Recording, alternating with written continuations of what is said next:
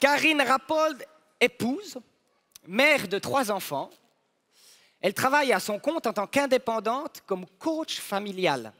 C'est une professionnelle du TDAH, c'est une spécialiste, le trouble de l'attention et de l'hyperactivité. Elle a écrit un livre, Parents d'enfants avec un TDAH, concrètement, que faire?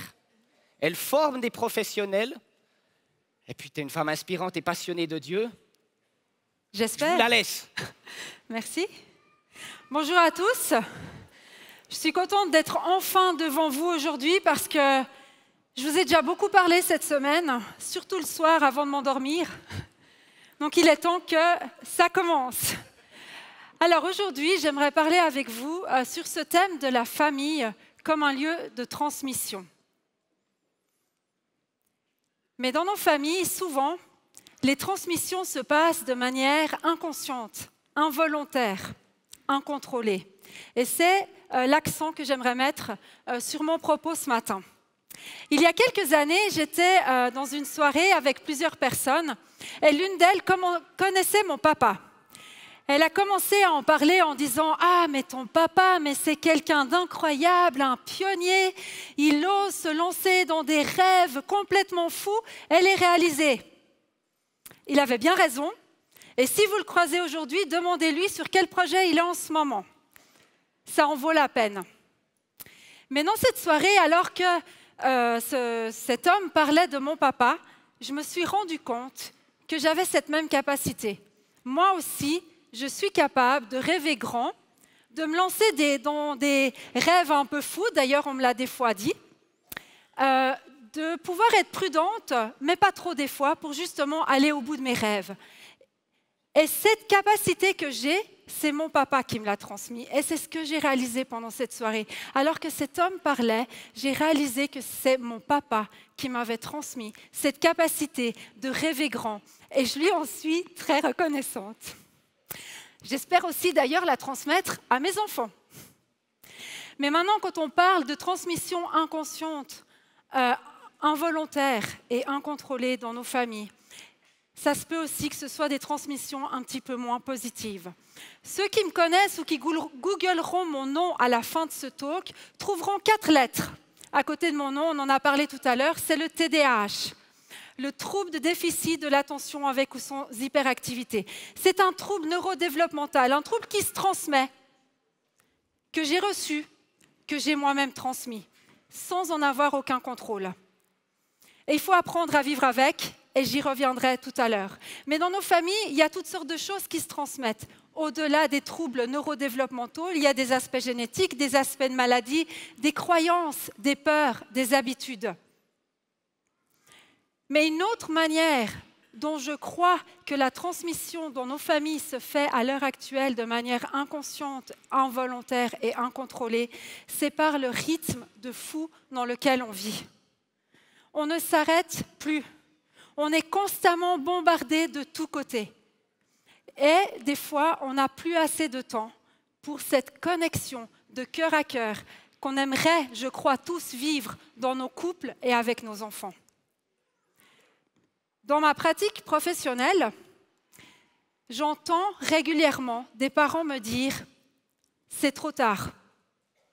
Si j'avais su, on ne peut pas revenir en arrière. » Des prises de conscience qui se font qu'on s'est fait avoir en voulant aller et pas s'arrêter.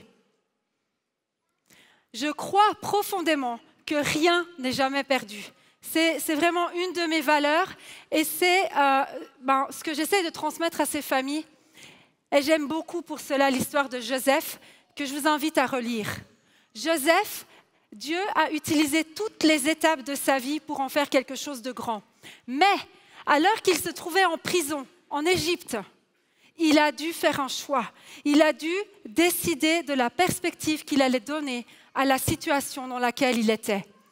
Il n'est pas resté en tant que victime, homme malheureux, oublié de tous, parce qu'en fait, il était dans des situations d'injustice. Il aurait bien pu se plaindre et se poser comme victime. Mais non, il a cherché à faire au mieux dans la situation dans laquelle il se trouvait en mettant sa confiance en Dieu. Et je trouve l'exemple de Joseph extraordinaire, parce qu'il se trouvait dans une situation qu'il n'avait pas choisie, d'ailleurs il était quelque part victime de sa famille, ça s'est passé par sa famille. Mais il a choisi la bonne perspective et il a été responsable dans sa situation. Aujourd'hui, je crois qu'il y a des choses qui peuvent changer. Si ce que je vous dis vous parle, si vous vous dites, mais dans ma famille, il y a des connexions que j'aimerais vivre autrement, des relations que j'aimerais pouvoir restaurer, peut-être des situations justement qui me sont tombées dessus, que je ne sais pas comment gérer, j'ai envie de sortir de cette mentalité de victime, c'est possible. Et donc les questions que je vous pose, c'est comment est-ce que vous vous sentez connectés les uns aux autres dans votre famille ? Comment est-ce que vous gérez ce rythme? Parce que moi, en tout cas, ceux qui me connaissent savent que je suis quelqu'un d'assez dynamique. Ce n'est pas simple de gérer le rythme et de s'arrêter. Est-ce qu'il y a des transmissions dans ma famille que j'ai de la peine à gérer? Aujourd'hui, c'est possible que ça change. Je crois du coup que je suis allée trop loin. Alors, il y a dans ces choses-là des choses sur lesquelles on ne peut pas avoir de contrôle. C'est-à-dire que le TDAH, je l'ai reçu, je l'ai transmis, voilà. Alors on a chanté tout à l'heure que Dieu est un Dieu de miracles et j'y crois profondément. Mais en attendant, je dois vivre avec. Et c'est là que l'exemple de Joseph est magnifique, parce que je peux choisir la perspective que je vais donner aux troubles que je vis. Et de cette même manière, je vais apprendre à mes enfants à pas se laisser submerger par ce qui leur vient dessus, mais de trouver des solutions. Je leur dis d'ailleurs tout le temps, il y a toujours une solution. Et puis, on peut y trouver du positif. Et là, j'en reviens à l'exemple de mon papa, dont je vous disais qu'il est pionnier et qu'il est capable de se lancer dans des projets un peu fous. Ça, c'est une des forces du TDAH qu'il m'a aussi transmise. Dans ce que je peux contrôler, là, il s'agit de se poser, de s'arrêter et de réfléchir par rapport à notre famille. Et là, j'aimerais insister que chaque famille est unique. Ce n'est pas parce que le voisin fait tel choix ou que le pasteur fait tel autre choix que vous devez faire le même choix. Le plus important, c'est ce qui vous correspond à vous, pour votre famille. Mais pour cela, il s'agit de réfléchir à quelles sont nos valeurs, qu'est-ce qui est important pour nous, quelles priorités on va mettre par rapport au couple qu'on est et les enfants que Dieu nous a donnés. Par exemple, nous, avec mon mari, on aime se donner. On aime donner pour les autres, on aime accueillir des gens à notre table. Mais avec justement la situation compliquée qu'on a vécue en tant que famille et le fait qu'on a dû apprendre à gérer ce trouble, pendant plusieurs années, on s'est mis dans un cocon. On a un peu fermé nos portes en famille. On a vu moins de monde, on a été moins actifs dans l'église. Mais parce qu'on avait besoin de se construire en tant que couple et en tant que famille pour pouvoir après ressortir avec des ailes de papillon et pouvoir voler. Alors peut-être que certains d'entre vous, aujourd'hui, sont dans une saison, ils ont besoin de ce cocon. Ils ont besoin qu'on puisse leur dire c'est OK d'en faire moins. C'est OK de s'arrêter et de prendre soin de son couple et de sa famille. Peut-être pour d'autres, c'est la saison de sortir du cocon et de voler comme un papillon. Il n'y a pas de mieux et de moins bien. Mais ce que Dieu veut pour votre famille, c'est ce qu'il faut écouter et faire. Et c'est là que c'est important de s'arrêter en couple et de réfléchir aux valeurs qu'on a et de comment on veut les implémenter. Et ça veut aussi dire adapter le rythme.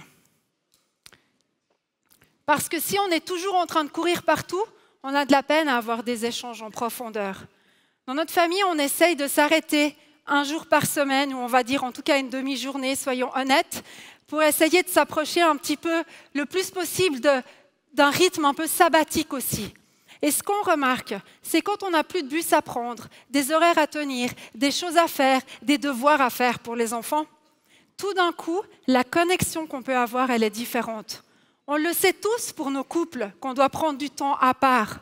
Mais en fait, c'est aussi valable pour nos enfants et pour nos ados, qu'eux, ils aient aussi un espace où ils peuvent venir nous parler, parce qu'on est disponible, qu'on peut accueillir ce qu'ils ont à dire, les encourager et être avec eux.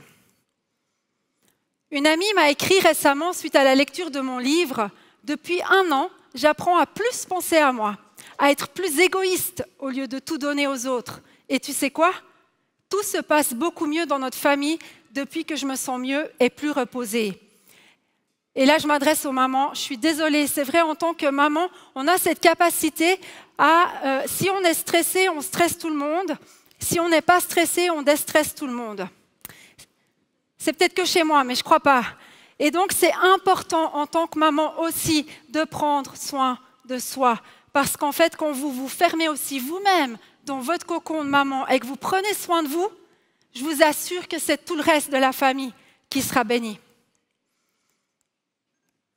Décidément, je n'y arrive pas. Quand on décide justement ce qui est important pour nous, les choix qu'on veut faire, parce que bien sûr, on ne peut pas dire oui à tout. C'est ça le problème. Et ça veut dire qu'à un moment donné, on doit dire non. Dire non, c'est difficile.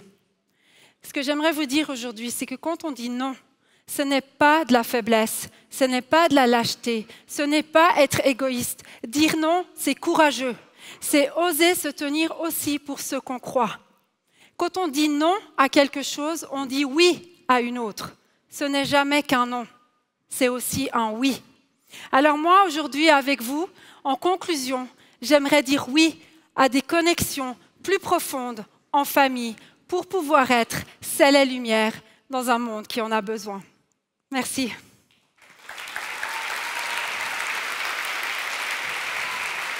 Merci Karine. Merci beaucoup. Merci infiniment. Je t'invite à rester avec nous. On a des questions. Moi, j'ai beaucoup aimé quand tu as dit qu'on a le droit, il faut oser dire non pour prendre soin de soi, de son couple, de sa famille. Et surtout qu'en disant non à quelque chose, on dit en fait oui à autre chose. C'est vrai. Une des premières questions qu'on a du public, c'est « As-tu des idées concrètes pour sortir de sa situation de victime des troubles reçus ou peurs héritées ?» Oui, c'est une bonne question. Pour moi, personnellement, parce que je me suis retrouvée dans cette position de victime, ce que j'ai dû réaliser, c'est que ce n'est pas les autres qui doivent changer la situation pour moi.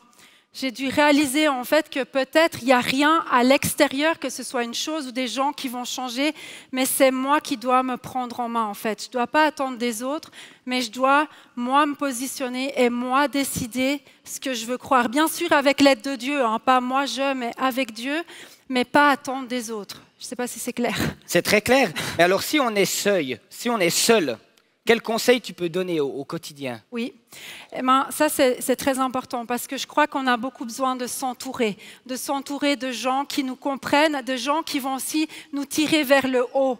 Et ça n'a pas besoin d'être beaucoup de personnes, des fois c'en est juste une, mais savoir s'entourer de quelqu'un qui croit en nous et qui va nous tirer vers le haut et pas quelqu'un qui va critiquer. Oui, merci.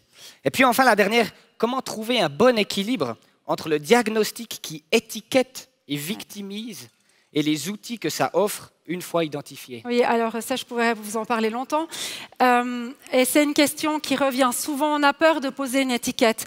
Nous, dans notre famille, quand on a pu mettre un diagnostic, ça a été un soulagement parce qu'enfin, on a pu comprendre ce qui se passait. De pouvoir mettre un mot permet d'ajuster les attentes, pour ne pas demander trop ou trop peu. Après, on en revient en fait d'être victime. À partir du moment où un diagnostic est posé, que ce soit celui-là ou un autre, la question c'est qu'est-ce que j'en fais? Si je choisis de me cacher derrière le diagnostic et de ne pas trouver une solution, je ne pense pas que c'est la meilleure chose à faire. Ça ne m'enlève pas la responsabilité de chercher des solutions au quotidien pour faire au mieux. Mais il y a un bout où on doit se libérer du regard des autres. Ah, il y a oui. Il y a comment nous, on perçoit ce diagnostic, oui. Et puis comment les autres le perçoivent. Oui, et ça, pour moi, personnellement, je pense que c'est le point le plus difficile. Et pour beaucoup de parents que je rencontre, c'est le point le plus difficile. Et du coup, je vous passe un message aujourd'hui. S'il vous plaît, si vous voyez des parents, des enfants qui ont un trouble de l'attention, dites-leur une parole positive. Encouragez-les, dites-leur qu'ils sont des bons parents, dites-leur qu'ils ont des super enfants, parce que ces familles-là sont en manque d'avoir des encouragements. J'ai l'impression qu'il y en a de plus en plus de personnes diagnostiquées TDAH. Est-ce que c'est vrai ou pas? Non, c'est une question qui revient souvent au niveau des recherches. La prévalence, elle est toujours la même. Donc, on dit que c'est entre 3 et 8% de la population. Ce qui a beaucoup changé, Dylan, c'est qu'en fait, le trouble est plus connu, on en parle plus, il y a beaucoup plus de recherches qui sont faites et il est mieux diagnostiqué. Et ça, c'est bien. Merci beaucoup, De Karine. rien. Merci beaucoup. Merci.